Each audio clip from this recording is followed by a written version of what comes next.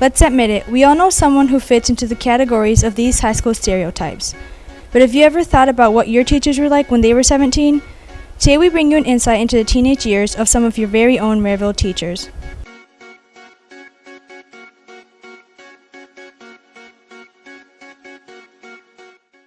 When I was 17, I was much shorter than I am now, pretty quiet, tended to be in a lot of groups, but on the fringes of all those groups.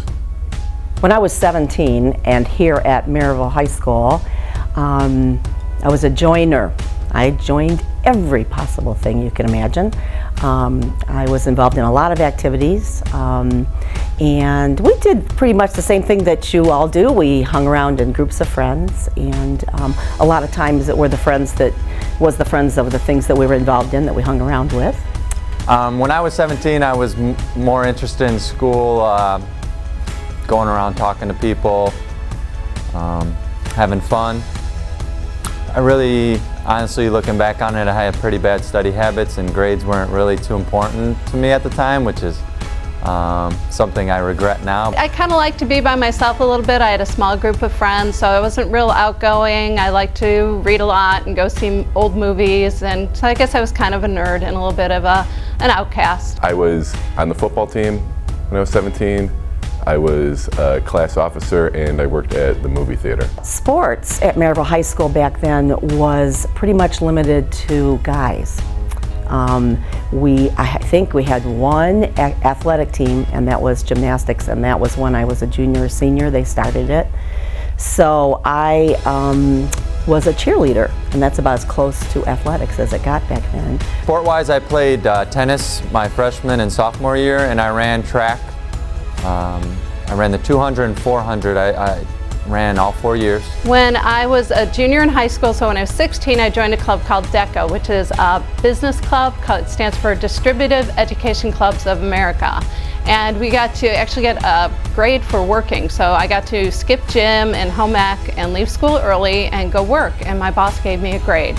And then we got to travel around and do competitions, like we made our own fake business and wrote brochures, employment brochures, things like that. I got to go to Disneyland, so that was a lot of fun with DECA. So DECA was really good for me. It helped get me focused on college and what I wanted to do.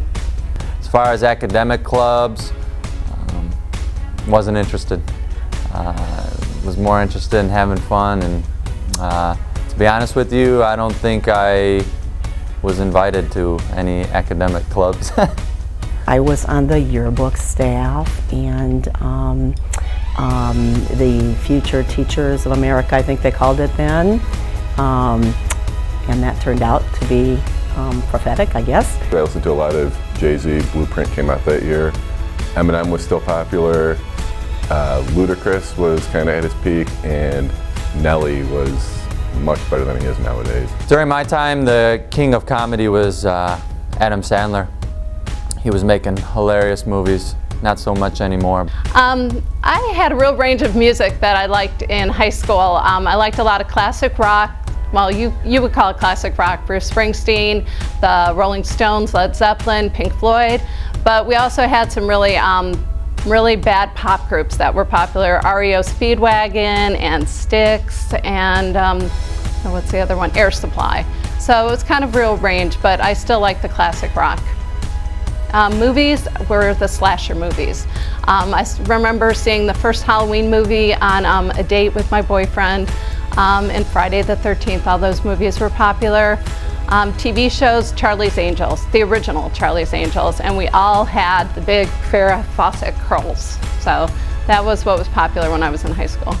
Movies were Lord of the Rings came out, Spider-Man came out, and I believe the Harry Potter movies came out then. A lot of people when I was in high school were really into bands like Stone Temple Pilots, Green Day, Pearl Jam, Nirvana.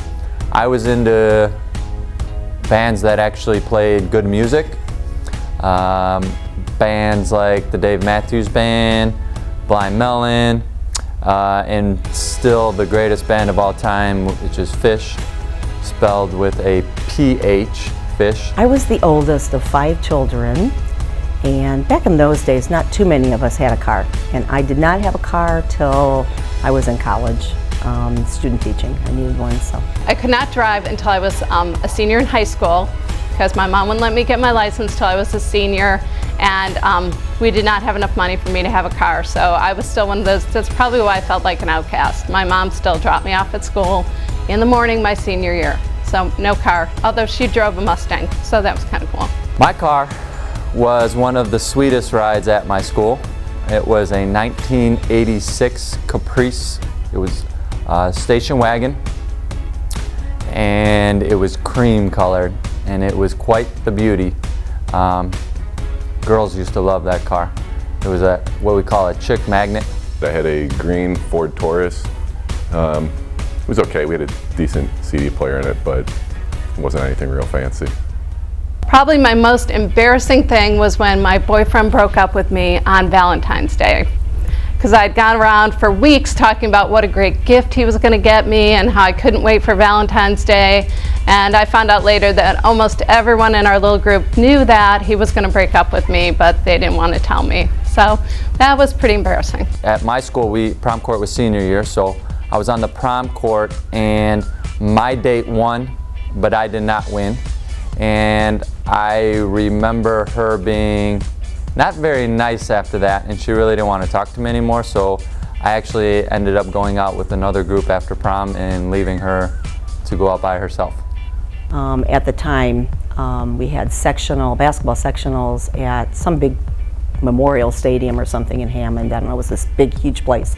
And when they introduced the basketball team, they would turn down the lights and everywhere else, and only the floor was illuminated. And each cheerleader, as they announced each player, would go out and do like some kind of like a round off or something.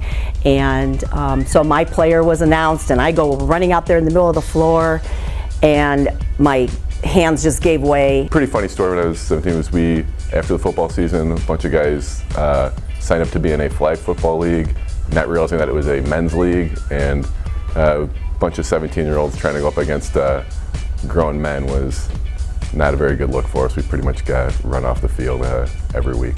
My most memorable 17 moment that I can think of at right now is I was named homecoming queen for basketball, and that was really an honor. I thought it was pretty exciting. I have two memorable moments. One was we had an after-school activity. It was way after school hours, and there was about 10 or 12 cars going to this after-school function way after school hours.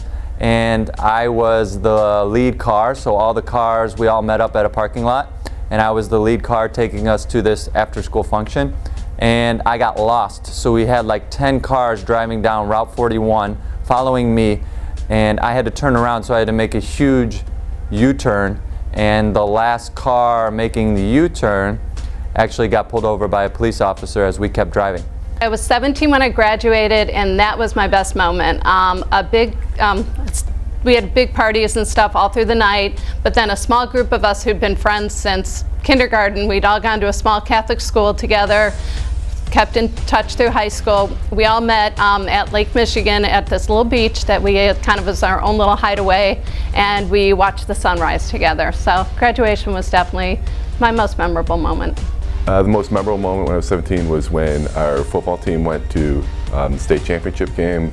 We lost, but it was still pretty cool playing on, I believe it was at the RCA Dome at the time, so it's pretty fun. The one unusual thing, apart from the fact that I also went to Merrillville High School here, was that my future husband and I were in the same class, Jeff. And we kind of dated all through high school. And there were about 3 of us couples that ended up marrying each other, and he and I went to different colleges and broke up a little bit in there, but found our way back together, and we've been happily married now for 30 plus years. So what will you be saying you were doing when you were 17? My name is Mr. Petralia. When I was 17 in 1998 and 1999, I was the social butterfly, the cool kid. My name is Mr. Underfrance, and I was 17 in 2001, 2002, and I was pretty average in all respects. I'm Nancy Draper, And I was 17 in, like 1969, 70, way back then. And I have to say that I was a prep. My name's Mrs. Skirdick, and I was 17 in 1981 and 82, and I was a little bit of a loner.